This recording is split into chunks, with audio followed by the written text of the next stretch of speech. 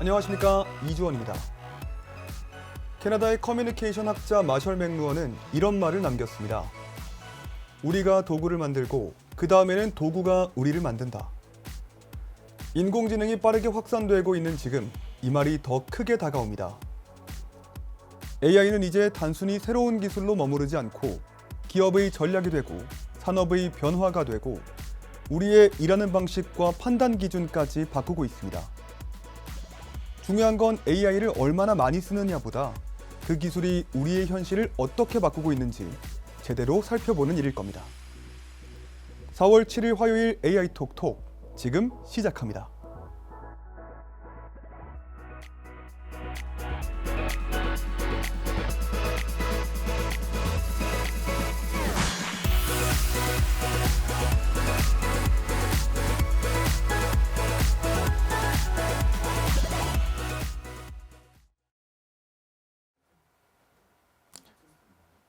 네, 4월 7일 AI 톡톡 오늘은 소라영 아나운서와 함께하겠습니다. 안녕하세요. 안녕하세요. 네, 오늘 소라영 아나운서와 함께합니다. 오늘 소라영 아나운서 이 AI 톡톡 출연은 처음이신데요. 어떤 분인지 자기소개 한번 들어보도록 하겠습니다. 네, 안녕하세요. 소라영입니다. 저 오늘 첫 방송 진행하게 됐는데요. 잘 부탁드립니다. 네, 그러면 이 AI 톡톡에 참여하시는 이 소감과 각오 한마디 제가 들어볼 수 있을까요? 네, 사실은요. 제가 이주원 아나운서님과 개인적으로 친분이 있는 사이입니다. 평소에 제가 정말 잘 따르고 의지하는 아나운서님이신데요. 오늘 방송 이렇게 첫 호흡을 맞춰보는 만큼 좋은 케미 보여드리고 가면 좋겠다라는 각오와 다짐으로 이 자리에 임하게 됐습니다. 네, 좋습니다. 그럼 오늘의 헤드라인 뉴스 살펴보도록 하겠습니다. 오늘은 어떤 뉴스가 그리고 어떤 소식이 준비되어 있을지 화면으로 만나보시죠. 오늘의 AI 뉴스 헤드라인입니다. 5가지 뉴스 준비했습니다. 유럽판 챗GPT 미스트랄 AI가 삼성과 회동을 가졌다는 소식입니다. 두 번째, 오픈 AI가 로봇 분야의 재진출을 시도하고 있습니다. 그리고 세 번째로는 AI 기본법에 대한 내용 준비했고요. 네 번째로는 카카오에 대한 얘기까지 다뤄보도록 하겠습니다. 마지막으로는 서울대학교 전학과 교수 참여 AI 학부까지 만든다고 합니다. 그럼 첫 번째 뉴스부터 만나보도록 하겠습니다.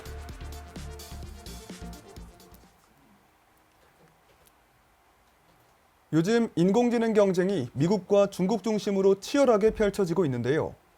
이 가운데 유럽판 오픈 AI로 불리는 프랑스 AI 스타트업이 한국을 찾았습니다.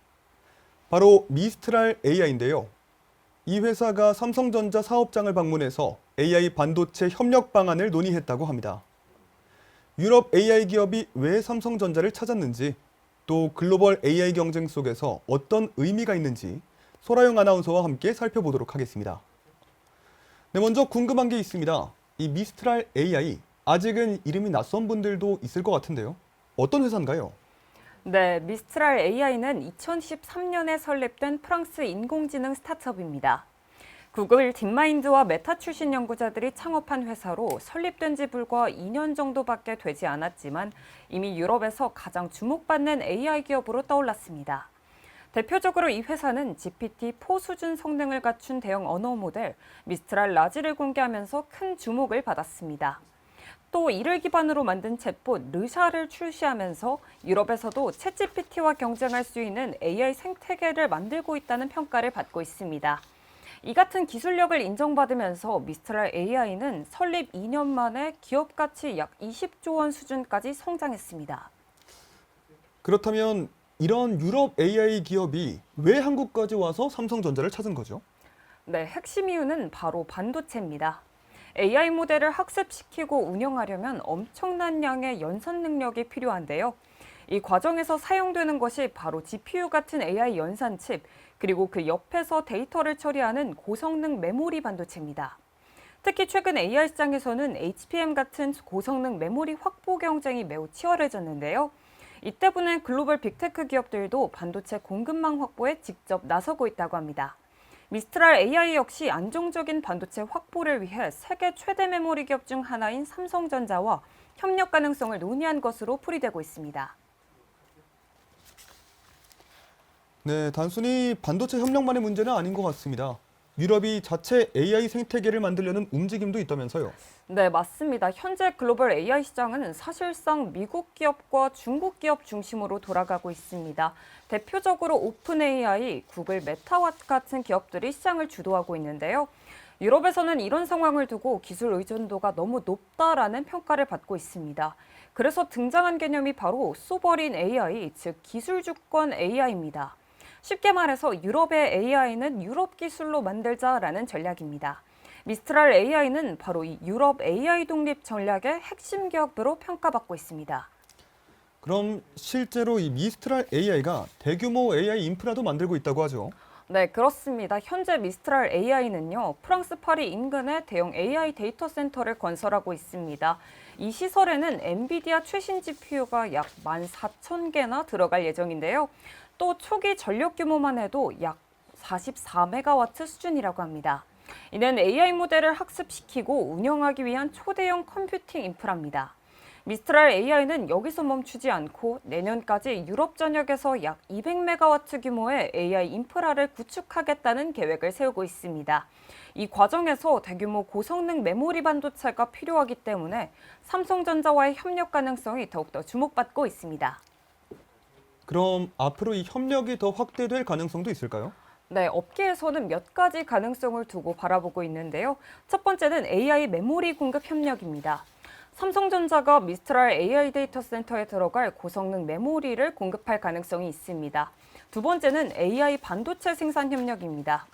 만약 미스트랄 AI가 자체 AI 칩을 개발하게 되면 삼성의 파운드리 사업부가 생산을 맡는 협력 구조 역시 예상되고 있습니다. 세 번째는 AI 서비스 협력입니다.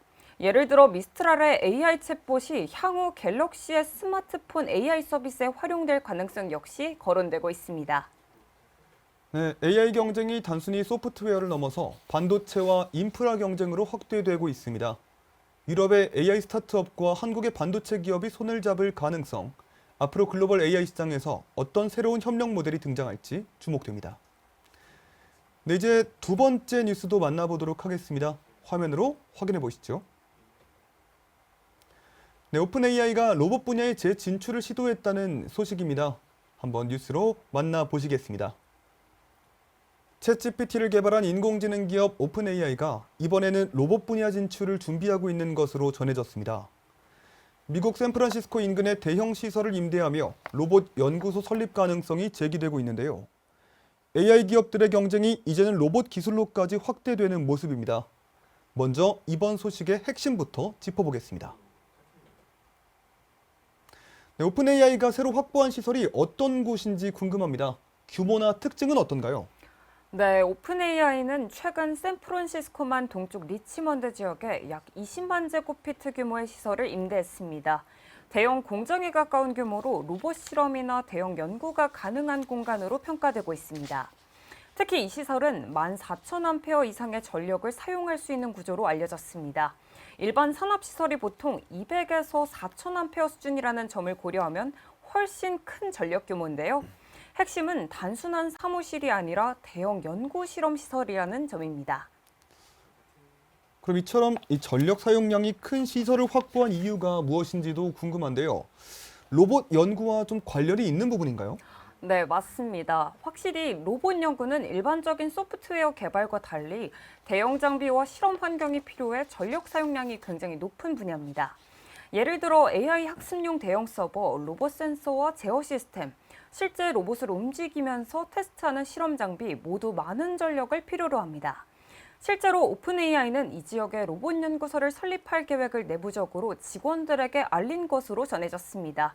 AI가 이제 컴퓨터 화면을 넘어 실제 움직이는 로봇으로 확장될 가능성이 커지고 있는 겁니다. 그럼 만약에 이 오픈 AI가 로봇 연구에 본격적으로 뛰어든다면 이 AI 산업에도 큰 변화가 있을 것 같은데요. 최근 기술 기업들이 로봇 분야에 주목하는 이유가 뭔지 궁금합니다. 네, 핵심은 AI의 다음 단계가 바로 로봇이기 때문입니다. 지금까지 인공지능은 글을 쓰고 그리고 그림을 만들고 데이터를 분석하는 디지털 중심 기술이었습니다. 하지만 앞으로는 공장에서 일하는 로봇, 물류 배송 로봇, 집안일을 돕는 생활 로봇처럼 현실 세계에서 움직이는 AI가 등장할 가능성이 굉장히 높습니다. 이미 테슬라, 구글, 엔비디아 같은 기업들도 AI 로봇 연구에 적극적으로 투자하고 있습니다. 이 경쟁에 오픈 AI까지 가세할 경우 AI 로봇 경쟁이 본격화될 수 있다라는 전망입니다. 네, 챗GPT로 시작된 인공지능 경쟁이 이제는 로봇 기술 경쟁으로 확대되는 모습입니다.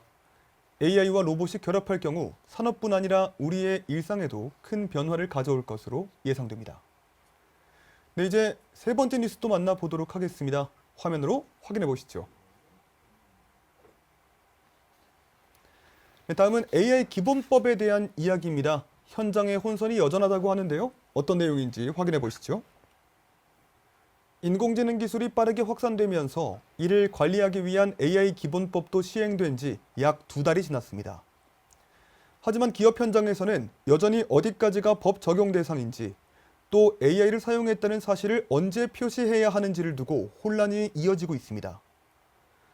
같은 AI를 사용하더라도 단순 이용자인지 AI 사용자인지에 따라 법적 의무가 달라지기 때문인데요. 먼저 기업들이 가장 많이 헷갈려하는 부분부터 살펴보도록 하겠습니다.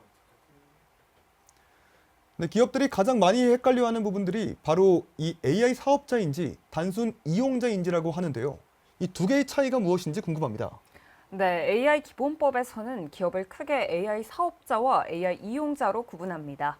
AI 사업자는 AI 서비스를 직접 개발하거나 제공하는 기업을 의미합니다. 반면 AI 이용자는 챗GPT 같은 생성형 AI를 업무나 콘텐츠 제작에 활용하는 기업이나 기관을 말합니다. 예를 들어 기업이 생성형 AI를 활용해 글이나 이미지를 만들어 홈페이지에 게시하는 경우에는 원칙적으로 AI 사업자가 아니라 AI 이용자로 분류합니다. 즉 AI를 사용했다고 해서 모두 법적 의무가 생기는 것은 아니라는 설명입니다. 다만 이용자가 직접 AI와 대화하거나 상호작용할 수 있는 AI 서비스 기능을 제공하는 경우 해당 범위에서는 AI 이용 사업자로 분류될 수 있습니다. 또 하나 많은 사람들이 궁금해하는 부분이 바로 이 AI 사용 표시 의무입니다. AI로 만든 콘텐츠라면 모두 표시를 해야 되는 건가요? 네, 그렇지는 않습니다. 우선 예를 들어 유튜버가 AI로 제작한 이미지를 썸네일로 사용하거나 온라인 쇼핑몰이 AI로 상품 이미지 배경을 합성하는 경우 이처럼 AI를 단순한 제작 도구로 활용할 경우에는 표시 의무가 발생하지 않습니다. 하지만 예외도 있습니다. 대표적으로 챗봇이나 음성 상담 서비스처럼 이용자가 AI와 직접 대화하는 서비스입니다. 이 경우 이용자는 서비스 이용 전에 해당 서비스가 AI 기반이라는 사실을 인지할 수 있어야 합니다. 또 AI로 생성된 결과물을 다운로드하거나 공유할 수 있는 경우 워터마크나 메타데이터 등을 통해 AI 생성물임을 확인할 수 있도록 표시해야 합니다. 다만 법에서 정한 특정한 표시 형식은 없으며 이용자가 합리적으로 AI 생성 사실을 알 수 있는 수준이면 충분하다는 설명입니다. 네, 또 하나 이 기업들이 헷갈려하는 게 바로 고영향 AI입니다. 어떤 인공지능을 의미하는 거죠? 네, 고영향 AI는요, 사람의 생명, 안전, 권리에 큰 영향을 미칠 수 있는 인공지능을 의미합니다. 대표적인 예시로는 채용 심사, 대출 심사, 의료 진단, 교육 평가와 같은 분야가 있습니다. 하지만 이런 분야라고 해서 모든 AI가 자동으로 고영향 AI로 분류되는 것은 아닙니다. 예를 들어 채용 과정에서 AI가 지원서를 요약하거나 정리하는 보조도구로 사용되고 최종 평가를 사람이 수행한다면 고영향 AI로 보지 않을 수 있습니다. 대출 심사나 의료 분야 역시 AI가 참고 자료를 제공하고 최종 판단은 사람이 내리는 구조라면 동일한 기준이 적용됩니다. 즉 AI가 실제로 얼마나 중요한 결정을 직접 내리는지가 핵심 판단 기준이라고 볼 수 있습니다. 네, AI 기술이 빠르게 확산되면서 이를 관리하기 위한 법과 제도 역시 구체화되고 있는 모습입니다. 다만 기업 현장에서는 여전히 AI 사업자 구분이나 표시 의무, 그리고 고영향 AI 기준 등을 두고 혼선이 이어지고 있는 만큼 보다 명확한 가이드라인이 필요하다는 지적도 나오고 있습니다. 이제 네 번째 뉴스도 만나보도록 하겠습니다. 화면으로 확인해 보시죠. 네, 카카오의 독한 AI 다이어트에 대한 내용입니다. 어떤 내용인지 함께 보시죠. 카카오가 인공지능, AI 중심으로 사업 구조를 빠르게 재편하고 있습니다. 수익성이 낮은 사업을 정리하고 핵심 분야에 집중하는 이른바 선택과 집중 전략을 추진하고 있는데요. 이 과정에서 기업 실적은 개선되는 모습을 보이고 있지만 동시에 직원들의 고용 불안 문제도 함께 제기되고 있습니다. AI 시대에 맞춘 기업의 변화가 어떤 의미를 가지는지, 그리고 그 과정에서 어떤 과제가 남아있는지 짚어보도록 하겠습니다. 먼저 카카오가 왜 이렇게까지 AI에 집중하고 있는 건지 궁금합니다. 구체적으로 어떤 전략을 세운 건가요? 네, 카카오는 앞으로의 핵심 성장 동력을 AI로 살펴보고 있습니다. 특히 자사의 대표 서비스인 카카오톡의 AI 기능을 결합해서 사용자들이 일상생활 속에서 자연스럽게 AI를 활용할 수 있도록 하는 것이 목표인데요. 예를 들어 메시지를 작성하거나 정보를 찾을 때 AI가 추천이나 요약을 제공하는 등 사용자 편의를 높이는 방향으로 발전하고 있습니다. 이를 통해 이용자들의 체류 시간을 늘리고 광고와 같은 수익 모델도 함께 강화하려는 전략입니다. 즉, 카카오톡을 단순한 메신저가 아닌 AI 기반의 종합 생활 플랫폼으로 발전시키겠다라는 구상입니다. 네, 이런 전략을 추진하면서 이 기업 기존 사업에도 상당히 큰 변화가 있었다면서요. 네, 그렇습니다. 카카오는 수익성이 낮거나 핵심과 거리가 있는 사업들을 정리하면서 조직 구조를 개편화하며 효율화하고 있습니다.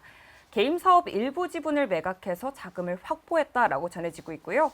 포털 다음 관련 사업도 다른 기업과 협력하는 방향으로 전환했습니다. 또 헬스케어 사업 역시도 외부 기업과의 협력 과정을 통해 새로운 구조로 재편됐습니다.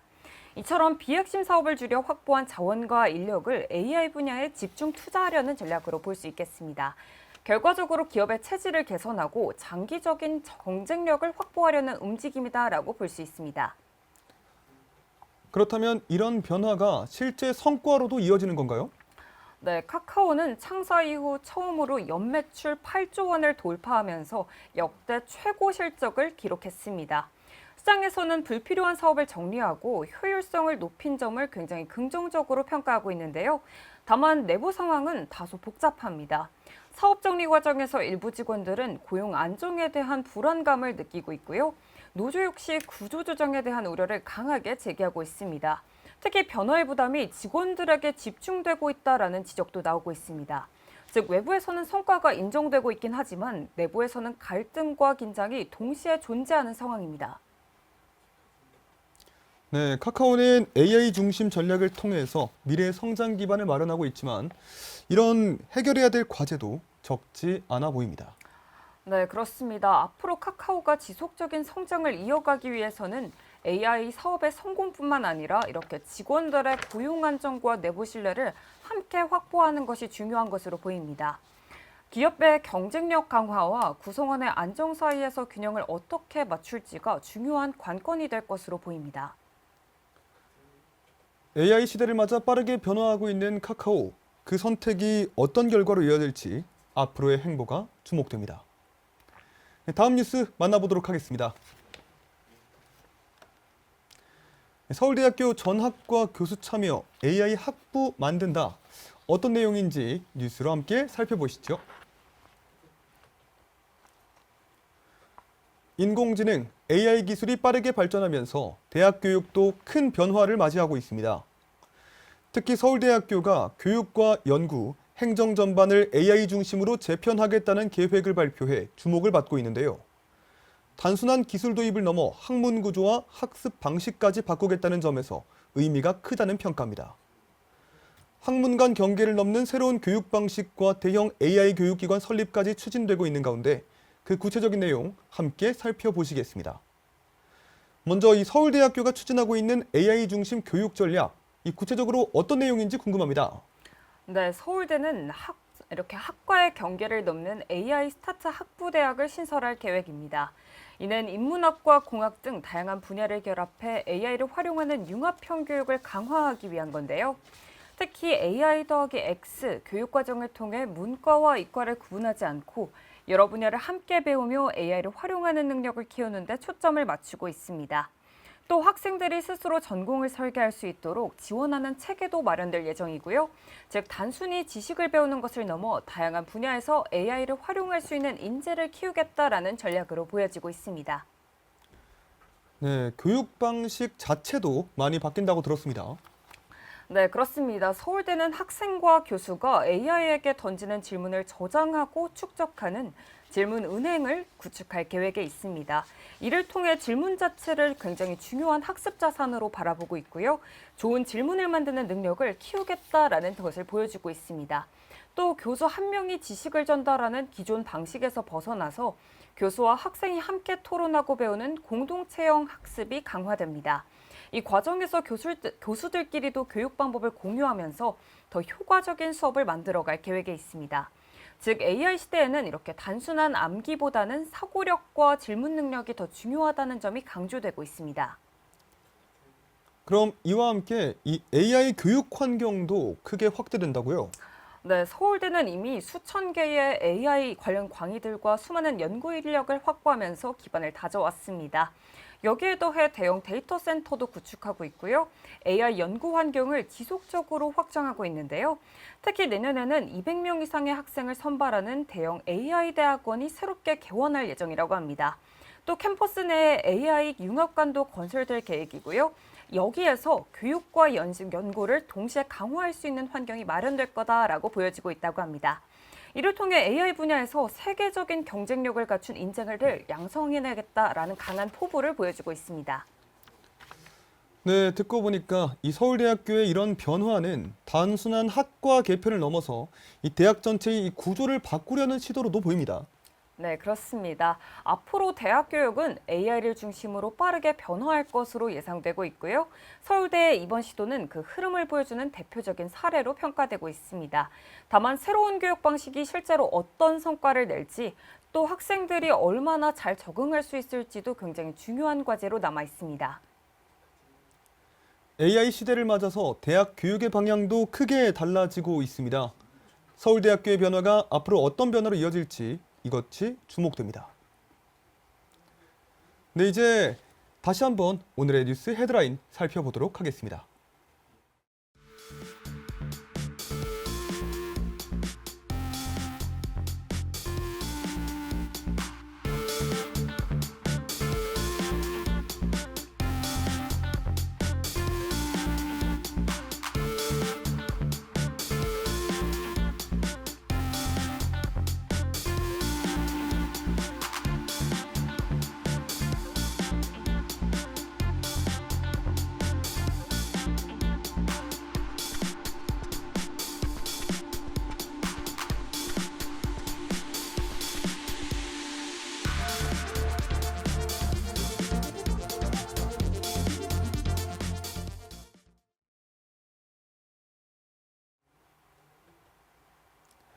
네, 다음은 AI 기업 포커스 시간입니다.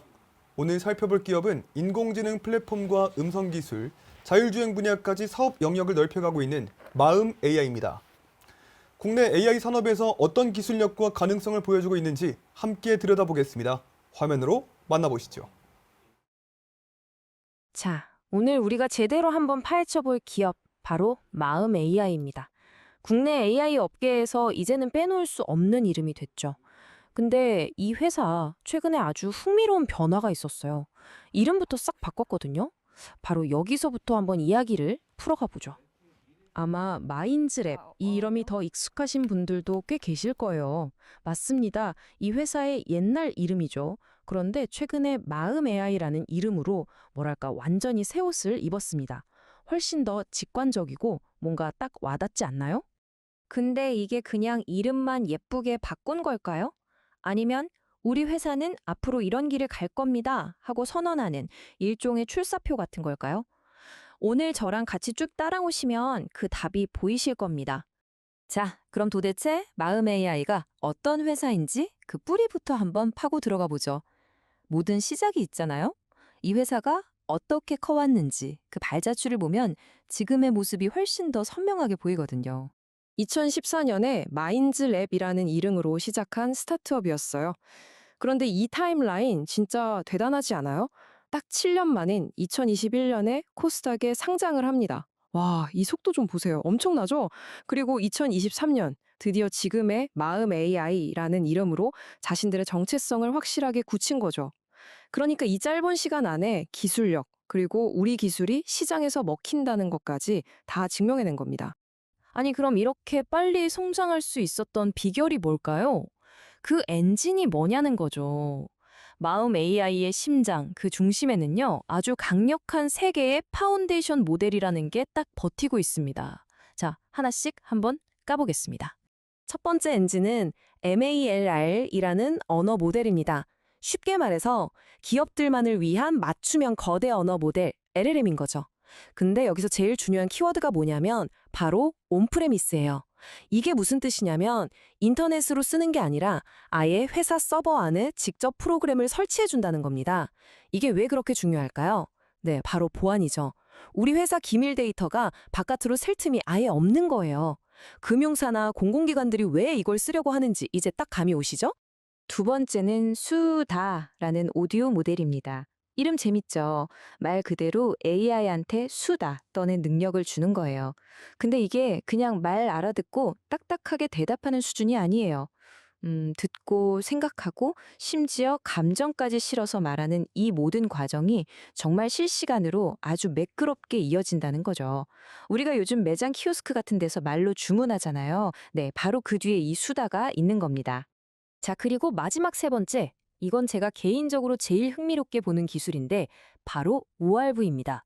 이건 뭐냐면 AI한테 세상을 보는 눈이랑 스스로 움직이는 몸을 달아주는 기술이라고 생각하시면 돼요. 그러니까 이미지를 딱 보고 아, 이런 상황이구나 판단해서 로봇파를 움직이게 하고 자율주행차가 이쪽으로 가야겠다 하고 스스로 경로를 결정하게 만드는 거죠. 한마디로 컴퓨터 모니터 안에 갇혀있던 AI가 현실 세계로 튀어나오는 문, 그게 바로 이 URV인 겁니다. 자, 이렇게 어마어마한 엔진 3개를 봤습니다. 그럼 마음 AI는 이 기술들을 가지고 도대체 어떻게 비즈니스를 하고 있을까요? 즉, 어떻게 돈을 벌고 있냐는 거죠. 바로 다음 장에서 보여드릴게요. 사업 모델은 크게 두 갈래로 볼 수 있어요. 첫 번째는 AI의 시스템 통합. 이건 말 그대로 고객사가 원하는 AI 시스템을 A부터 Z까지 완전히 맞춤 정장처럼 만들어주는 겁니다. AI 콜센터를 싹 다 구축해주거나 아까 말한 온프레미스 LLM을 설치해주는 것처럼 좀 큼직큼직한 프로젝트들이 여기에 속하죠. 그리고 두 번째가 AI API인데요. 마음 오케스트라라는 플랫폼이 있어요. 이름 진짜 잘 짓지 않았어요? 오케스트라 지휘자처럼 여러 AI 기능들을 내 맘대로 조합해서 쓸 수 있게 해주는 겁니다. 딱 레고 블록 조립하는 거 생각하시면 이해가 빠르실 거예요. 그리고 이 기술력이 그냥 말뿐이 아니라는 걸 이 고객사 리스트가 딱 증명합니다. 한번 보세요. 삼성, 현대, 포스코, KB금융. 와, 진짜 이름만 들어도 아는 우리나라 대표 기업들이잖아요. 이런 굵직한 회사들이 마음 AI를 파트너로 선택했다는 거, 이거 하나만 봐도 이 기술이 진짜 현장에서 통한다는 가장 확실한 증거 아니겠어요? 저는 이 문장이 마음 AI가 궁극적으로 뭘 하고 싶은지를 가장 잘 보여준다고 생각해요. AI 직원, 그냥 소프트웨어를 파는 게 아니에요. 사람처럼 움직이고, 말하고, 생각하고, 답하기까지 하는 말 그대로 직원을 공급하겠다는 거잖아요. 24시간 내내 지치지도 않고 일하는 최고의 전문가를 모든 회사가 고용할 수 있게 하겠다니. 와, 정말 비전 한번 대담하죠? 자, 비전은 정말 원대합니다. 근데 그래서 현실은 어떤데? 이게 중요하잖아요. 실제 비즈니스 성과랑 앞으로 뭘 할 건지 이제는 숫자로 한번 이야기해 보죠. 이게 핵심 사업인 AI 시스템 통합종 매출인데요. 그래프가 꾸준히 오른쪽 위로 향하는 거 보이시죠? 이게 중요합니다. 특히 2025년 전망 좀 보세요. 아직 상반기인데도 벌써 40억을 훌쩍 넘길 걸로 보고 있어요. 이건 뭐냐? 시장에서 마음 AI 기술 좀 써봅시다 하는 수요가 계속 터져나오고 있다는 아주 명확한 신호죠. 그리고 이 숫자 12억 원, 여기에 진짜 주목하셔야 돼요. 이게 뭐냐면 수주 잔고거든요. 쉽게 말해 이미 계약해서 쌓아놓은 일감이란 뜻입니다. 다시 말하면 미래에 거의 확실하게 들어올 매출이라는 거죠. 그러니까 이 회사의 성장이 그냥 뜬구름 잡는 소리가 아니라 아주 현실에 단단하게 발을 딛고 있다는 걸 이 숫자가 보여주는 겁니다. 자, 그렇다면 이 모든 기술과 실적을 가지고 마음 AI는 궁극적으로 어디로 가려는 걸까요? 이 회사가 그리는 큰 그림, 그 핵심 키워드는 바로 피지컬 AI입니다. 지금까지의 AI는 우리 모니터 안에 갇혀 있었잖아요. 근데 이제는 그 화면을 부수고 나와서 바로 우리 이 현실 공간에서 같이 움직이는 AI를 만들겠다는 선언인 거죠. 그리고 이게 그냥 언젠가 그렇게 되면 좋겠다는 꿈이 아니에요. 여기 보시는 것처럼 아주 구체적인 로드맵을 가지고 착착 진행하고 있습니다. 1단계, 우리만의 핵심 기술 5월비를 개발하고 2단계, 필요하니까 맨드업맨드라는 외부 기술 전문 회사를 인수해서 기술력을 더하고 마지막 3단계, 그걸로 에이든 로봇 같은 진짜 제품을 딱 만들어내는 거죠. 기술 개발부터 시장 출시까지 굉장히 전략적으로 똑똑하게 움직이고 있다는 게 보입니다. AI는 이제 정말 스크린을 넘어서 우리 삶의 물리적인 공간으로 들어오고 있습니다. 로봇이 커피를 내려주고 자동차가 혼자서 운전하는 시대가 이미 왔잖아요. 여기서 마지막 질문을 던져봅니다. 이렇게 움직이는 기계들의 생각과 마음, 그건 과연 누가 만들게 될까요? 오늘 우리가 깊이 들여다본 마음 AI, 아마 이 질문에 대한 가장 강력한 도전자 중 하나가 아닐까 싶습니다. 이제는 기술의 변화만큼이나 시장의 평가를 함께 읽는 일도 참 중요해졌습니다. 증권사 애널리스트의 시선으로 주요 기업의 투자 포인트를 짚어보는 AI 증권 리포트 시간입니다. 오늘 함께 볼 리포트는 미래에셋증권에서 발행된 삼성전기 리포트입니다. 지금 바로 화면으로 만나보시죠. 삼성전기에 대한 굉장히 흥미로운 분석이 하나 나왔는데요. AI 하드웨어 시장이 폭발적으로 성장하는 게 이 회사에 어떤 의미가 있는지 오늘 이 내용을 한번 제대로 파헤쳐 보겠습니다. 자, 시작부터 아주 인상적이죠? 우리도 아직 2회 말이에요. 리포트 제목이 이겁니다. 야구로 치면 이제 막 게임이 시작됐다는 거잖아요. 그만큼 앞으로 펼쳐질 기회가 어마어마하다. 이런 자신감을 보여주는 한 문장이라고 할 수 있겠습니다. 그래서 결론이 뭐냐? 바로 이 숫자입니다. 59만 원. 네, 이 분석이 새롭게 제시한 삼성전기의 목표 주가입니다. 이게 얼마나 큰 변화냐면요. 기존 목표 주가가 36만 원이었어요. 근데 이걸 무려 59만 원으로 올린 겁니다. 이건 그냥 조금 조정했다 이런 수준이 아니죠. 이 회사를 보는 시장의 평가가 근본적으로 바뀌고 있다는 아주 강력한 신호거든요. 도대체 왜 이렇게까지 공격적인 전망이 나온 걸까요? 자, 그럼 지금부터 그 이유를 하나씩 파고 들어보겠습니다. 이 대담하고 새로운 전망은 과연 어디서 나온 걸까요? 그 핵심에는 바로 AI 부품 대란이라는 키워드가 있습니다. 그러니까 AI 시장이 너무 빨리 크다 보니까 특정 전자부품들이 없어서 못 파는 그런 상황이 오고 있다는 겁니다. 이 표를 한번 보세요. 복잡해 보이지만 딱 하나만 보시면 됩니다. 맨 위에 엔비디아의 최신 AI 칩 B200 있죠? 전력 소비량 TDP를 보세요. 무려 1000W입니다. 이게 정말 어마어마한 전기를 먹는 거거든요. 칩 성능이 좋아질수록 전기도 엄청나게 끌어다 쓰게 되고 이 막대한 전력을 안정적으로 관리해줄 고성능 부품들이 훨씬 더 많이 그리고 훨씬 더 비싼 것들이 필요해지는 겁니다. 모든 게 다 연결되어 있는 거죠. 여기서 바로 그 핵심 부품 MLCC가 등장합니다. 적층 세라믹 컨덴서, 말이 좀 어렵죠? 쉽게 말해서 회로에 전기가 막 흐를 때 그걸 안정적으로 조절해주는 아주 작은 댐 같은 역할이라고 생각하시면 돼요. AI 서버처럼 전기를 엄청나게 쓰는 시스템에서는 이 댐이 당연히 훨씬 더 많고 훨씬 더 튼튼해야겠죠? 그럼 이게 정말 돈이 되느냐? 네, 바로 이 그래프가 그걸 보여줍니다. 고부가가치 MLCC가 포함된 산업용 부문 매출 전망을 보세요. 2025년에 한 1조 8천억 원 정도에서 시작해서 2027년에는 2조 6천억 원을 훌쩍 넘어설 걸로 보고 있어요. 수요가 늘어나니까 매출이 바로바로 따라 올라오는 게 눈에 보이시죠? 근데 지금 시장 상황이 더 재밌습니다. 이런 고성능 MLCC는 점점 구하기가 어려워지고 있어요. 공급이 부족해질 조짐이 보인다는 거죠. 경쟁사인 일본의 무라타는 벌써 가격을 올린다는 얘기가 나오고 있고요. 사실상 이 시장은 삼성전기랑 무라타, 이 두 회사가 꽉 잡고 있거든요. 그러니까 삼성전기도 조만간 두 자릿수, 그러니까 10% 이상 가격을 올릴 수 있을 거다. 이런 분석이 나오는 겁니다. 자, 성장 엔진이 하나 더 있습니다. MLCC가 첫 번째였다면 두 번째는 바로 이겁니다. AI 칩을 담는 그릇, 바로 첨단 패키징 기술입니다. 여기서 주인공은 ABF 기판이라는 건데요. 이것도 말이 좀 생소하죠. 그냥 AI 반도체를 딱 올려놓는 초정밀 회로 기판. 그러니까 칩을 위한 명품 받침대라고 생각하시면 편해요. 반도체랑 시스템의 다른 부분들을 연결해주는 아주 복잡하고 정교한 도로망 같은 거죠. 당연히 칩이 좋아질수록 이 받침대랑 도로망도 훨씬 더 고급이 되어야 합니다. 이 기술 로드맵을 보시면 그 흐름이 한눈에 보입니다. 왼쪽에서 오른쪽으로 갈수록 기판이 점점 커지고 내부는 훨씬 복잡해지죠. 이게 다 뭘 의미하겠어요? 부품 단가가 계속 비싸진다는 뜻입니다. 그리고 바로 이 기술 경쟁의 맨 앞줄에 삼성전기가 서 있다는 거고요. 그리고 여기도 마찬가지입니다. 공급이 수요를 못 따라가고 있어요. 아예 원자재부터 부족하다고 하고요. 시장 분위기는 완전히 파는 사람이 갑인 공급자 우위 시장이 됐습니다. 삼성전기 공장 가동률도 계속 올라가서 2026년 말에는 90%를 넘길 거라고 하고요. 더 놀라운 건 2027년까지 만들 물량이 이미 다 예약됐다는 겁니다. 만들기가 무섭게 팔려나가는 거죠. 자, 그럼 이런 엄청난 시장 상황이 구체적으로 실적에는 어떻게 반영될까요? 이제 진짜 숫자를 한번 들여다보겠습니다.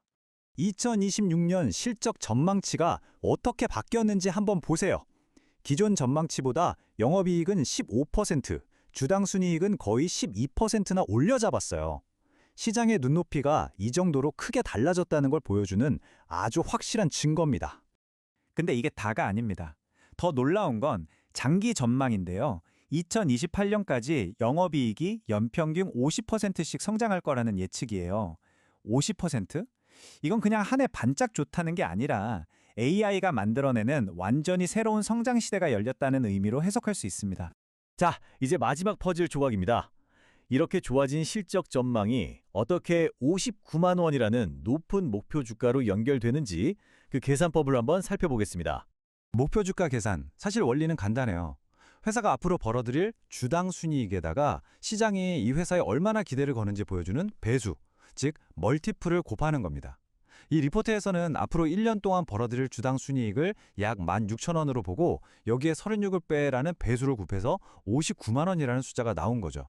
여기서 말하는 배수가 바로 우리가 흔히 말하는 PER, 주가 수익 비율입니다. 좀 더 쉽게 말하면 이 회사가 1원을 벌 때 투자자들이 나는 이 회사 주식을 5억 원까지 주고 살 의향이 있어 라고 말하는 것과 같아요. 이 PER이 높을수록 미래 성장에 대한 기대감이 아주 크다는 신호입니다. 그래서 이 부분이 이번 분석의 진짜 핵심입니다. 예전에는 삼성전기의 PER을 26배 정도 줬어요. 왜냐하면 스마트폰 부품 회사라는 인식이 강했거든요. 그런데 이제는 다르다는 거죠. AI 시대의 핵심 공급망이라는 완전히 새로운 성장 스토리를 쓰고 있으니 37배 가치를 줘야 마땅하다는 겁니다. 이건 단순히 숫자가 바뀐 게 아니라 삼성전기를 바라보는 시장의 관점 자체가 근본적으로 변했다는 걸 의미해요. 자, 그럼 오늘 내용 한번 정리해볼까요? 첫째, AI 칩이 전기를 엄청나게 쓰면서 MLCC 같은 고성능 부품의 전성시대, 이른바 슈퍼사이클이 오고 있다. 둘째, AI 칩을 담는 첨단 패키징 기판도 공급이 부족해지면서 삼성전기 같은 선두주자들이 큰 수혜를 잇고 있다. 셋째, 이런 실제 산업 현장의 변화가 기업의 이익 전망치를 크게 끌어올리고 있다. 그리고 마지막으로 시장도 이런 변화를 인정하고 AI 시대의 핵심 기업으로 가치를 다시 매기고 있다. 바로 이겁니다. 19세기 골드러시 때 진짜 돈을 번 사람들은 금을 캐던 사람들이 아니라 그들에게 곡괭이와 삽 그리고 청바지를 팔던 사람들이라는 얘기가 있죠. AI가 우리 세상을 바꾸는 이 거대한 흐름 속에서 어쩌면 진짜 승자는 바로 이 혁명에 필요한 곡괭이와 삽을 만드는 이런 기업들이 아닐까요? 오늘 분석은 바로 그 질문에 대한 아주 흥미로운 대답이 될 것 같습니다. 네, 오늘 저희가 준비한 소식은 여기까지입니다. 빠르게 변화하는 AI 시대 속에서 저희와 함께 하시면서 흐름 놓치지 않으셨으면 좋겠습니다. 내일도 AI를 간파하는 똑똑한 소식들로 찾아뵙겠습니다. 함께해 주신 여러분 고맙습니다.